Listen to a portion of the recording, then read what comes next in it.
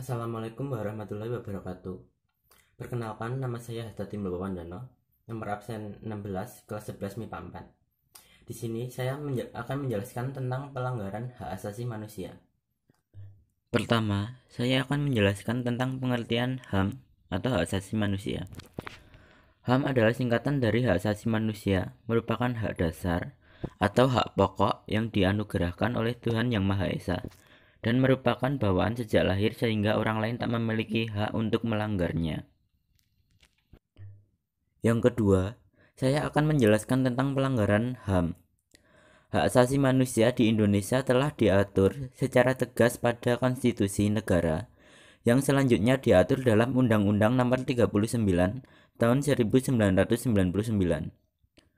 Menurut Undang-Undang RI Nomor 26 Tahun 2000 tentang pengadilan HAM telah dijelaskan mengenai pengertian pelanggaran HAM. Pelanggaran HAM adalah setiap perbuatan seseorang atau sekelompok orang termasuk aparat negara, baik disengaja ataupun kelalaian yang secara hukum mengurangi, menghalangi, membatasi, dan atau mencabut HAM seseorang atau kelompok orang yang dijamin oleh undang-undang ini dan tidak didapatkan atau dikhawatirkan tidak akan memperoleh penyelesaian hukum yang adil dan benar berdasarkan mekanisme hukum yang berlaku. Contoh pelanggaran HAM.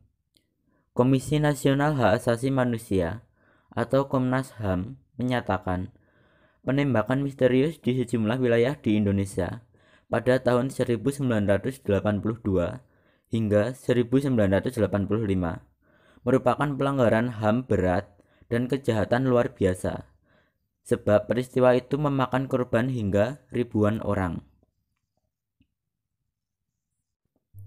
Dalam kasus Petrus atau pembunuhan misterius, bahkan ada orang yang tidak bersentuhan dengan hukum juga menjadi korban salah sasaran.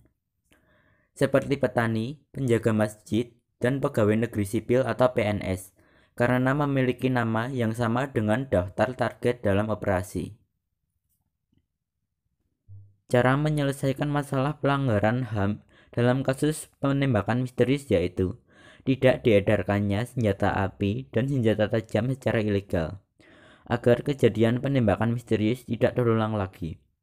Cara lainnya agar kejadian pelanggaran HAM tidak terulang yaitu yang pertama adalah dengan meningkatkan kewaspadaan terhadap kejahatan di mana-mana. Dan yang terpenting, kita adalah makhluk sosial. Terciptanya kerukunan, ketentraman, dan kesejahteraan adalah karena kita memiliki jiwa persatuan. Orang baik, orang kaya atau miskin, ataupun penjahat, kita semua memiliki derajat yang sama, hak yang sama untuk hidup di dunia ini. Tetapi, perlakuan tindak lanjut kita untuk menanganinya secara kemanusiaan dan keadilan, bukan seenaknya menuntaskan hidup orang. Sekian dari saya. Apabila ada kesalahan saya mohon maaf. Wassalamualaikum warahmatullahi wabarakatuh.